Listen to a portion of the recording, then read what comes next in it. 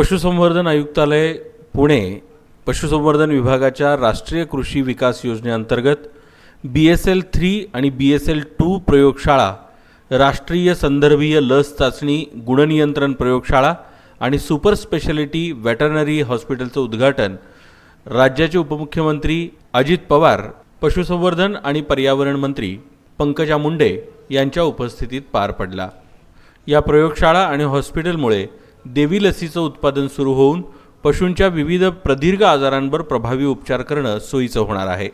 याचा मोठा फायदा शेतकरी वर्गास होणार आहे।